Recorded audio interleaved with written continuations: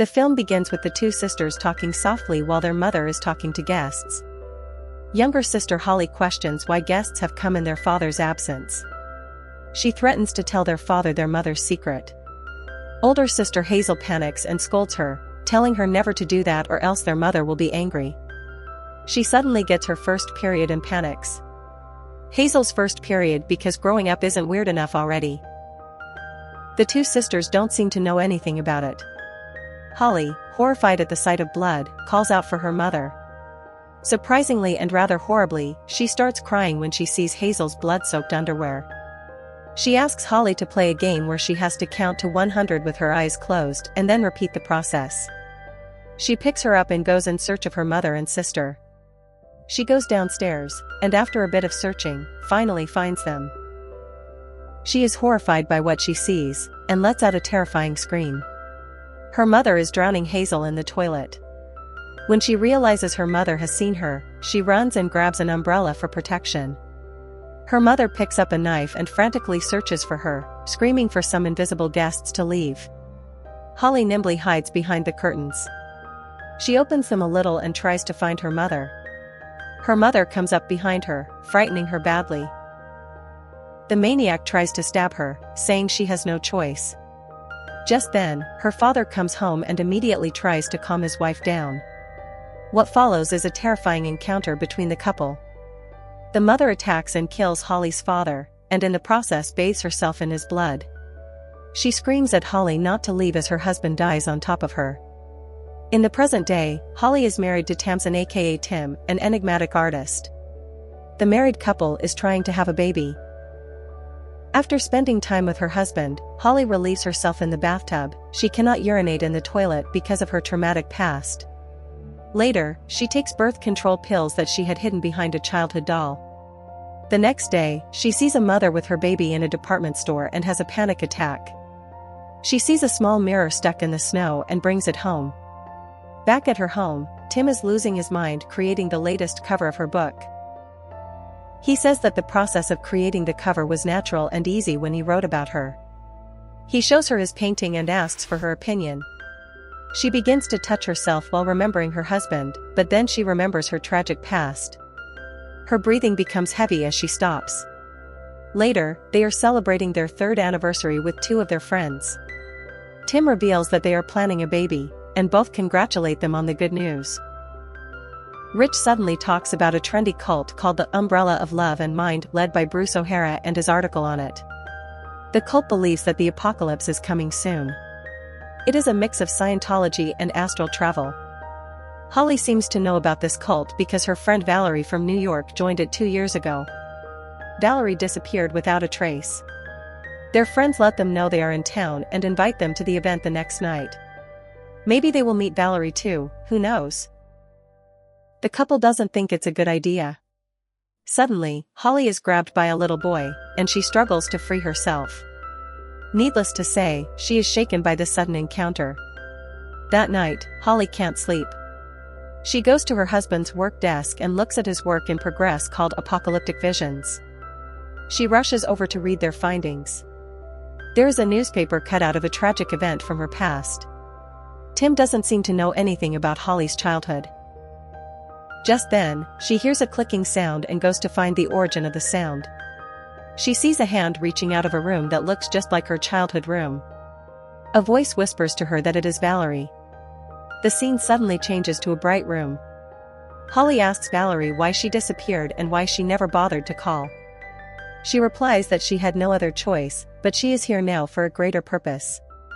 She fondly says that she misses Holly very much and that the universe has reunited them. They laugh and enjoy each other's company. Holly suddenly wakes up, discovering that it was just a dream. Or was it? As if on cue, she hears Valerie's voice. She is greeting Tim. She asks about Holly, and her husband replies that she is asleep. Holly arrives, and the 2 friends share a long hug. Valerie says the thing from her dream, the universe has reunited them. She apologizes for not contacting the 2 since she left. After apologizing, her mood immediately changes when she talks about ULM. She invites the 2 to attend a seminar that day. Holly, who has a weak feeling for Valerie, agrees. The three attend the seminar. Later that night, the couple is amazed at the grandeur. Tim is so surprised that he asks Valerie who is paying for the seminar. Of course, it's the famous Bruce O'Hara. They also meet their friends at the seminar, who seem very excited. Rich excitedly tells Valerie that he is very happy to meet a family member. Holly is confused by this conversation. We then see Valerie and Holly go to the washroom, where Holly pees in a public sink, wishing good luck to whoever washes their hands or, worse, face in that sink. Meanwhile, when Tim takes a quick cigarette break, a man tells him that he is from Morocco and came especially to see the seminar with his wife. He reveals that his wife will soon be part of the family and has been doing dream training for the past 14 months. Without Tim asking any more questions, he also reveals that some mornings his wife wakes up completely wet and there are very strange things going on down there. It's time for you to go, friend. It's not too late yet. The scene focuses on a very hot IT guy who is doing some killer things. Holly and Val are watching him through a small hole in the curtain. He sees her, and she quickly pulls down the curtain. A little while later, the seminar begins. Valerie is not with the couple, as the family members have to come separately. The whole party is packed, and the excitement is at its peak. Bruce O'Hara makes an unforgettable entrance in a unique style. He is literally worshipped by the audience. He talks about how people are trapped in their memories and dreams, and we are just guests. Holly immediately pays more attention to the mention of this word, as it reminds her of her mother. Bruce says that he can surf in dreams, read people's minds and their secrets. The previous night he had a dream about a ship, which tells him that he will meet a very special woman today. The woman is apparently the life partner of a new family member. He feels the room vibrate and goes to Holly. He confirms that she is the special lady and asks her to extend her hand. He takes off his gloves and touches her. Suddenly, Holly is in her bathroom. She is scared and looks at the toilet as it is filled with water. She somehow manages to get out of the bathroom and comes back to the present. Bruce has a bloody nose while everyone starts cheering him. Back home, Tim and Valerie argue about Bruce. Bruce calls him a thug while Valerie disagrees. She asks him about the change in Holly's behavior, but he has no answer. Holly joins them and confesses to Tim that she is not ready to have a child yet. Tim is disappointed and asks why she didn't tell him the truth. Holly explains that after Bruce allayed her fears, she is now ready to have a child again. She also begins to argue with Valerie about being absent for years and being jealous of Bruce treating her differently. She claims that Valerie is also jealous of her family. Valerie calms her down and confesses that she just wants to help her. When Holly asks for help, the three have a heated. Later that night, she goes to the downstairs room and sits for a while. Suddenly, a figure appears and leaves with a clicking sound. She grabs a flashlight and follows it. She reaches a shed. She turns the flashlight on and sees her mother's bloodied body. She screams, causing Tim and Valerie to rush to her. She panics and tells Valerie that she has seen her mother. However, when they go to investigate, no one is there. Unfortunately, Holly has lost her amulet that she always wears around her neck. It is a protection device for her, which resembles the amulet depicted in a painting of a woman from her childhood home. Tim tries to find it but is unsuccessful. The next day, she visits Bruce again. She finds a printed version of Apocalyptic Visions. When she reads the last page, it resembles everything she has done until she reaches the book at the end of the stairs. She leaves it and sets out to find Bruce.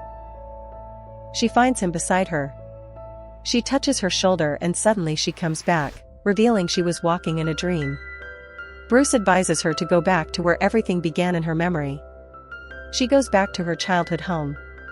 Surprisingly, she finds the door to little Holly's room open, connecting it in the same mysterious way her door opened at the beginning of the film. Holly goes to find her mother, and both Hollys find her crazy mother trying to kill Hazel. When her mother follows little Holly, she sees older Holly and tells her to leave, saying she is a guest. It is later revealed that Hazel was alive. When Holly hears a shoving noise from behind the curtain, she moves it away and hits Hazel with the umbrella, not noticing it is herself rather than her mother. In the present, Holly panics and frantically repeats over and over that she did not kill her sister. Bruce tries to calm her down, but she doesn't calm down. Caught in a dream cycle, she walks away. It seems as if Bruce was trying to draw her in since he is obviously the main guest. He talks to himself, where he thinks he is also possessed by someone else.